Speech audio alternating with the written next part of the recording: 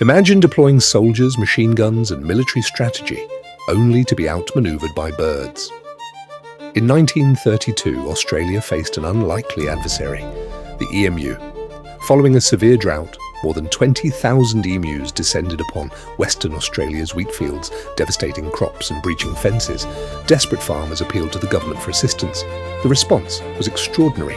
Military personnel armed with machine guns were dispatched to eliminate the birds. Yet the campaign quickly unravelled. The emus scattered into smaller groups, changed direction unpredictably, and repeatedly evaded their pursuers.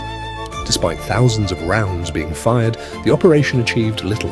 The military withdrew, the emus remained. And so the Great Emu War became one of history's most peculiar defeats, a campaign against flightless birds. And the birds won.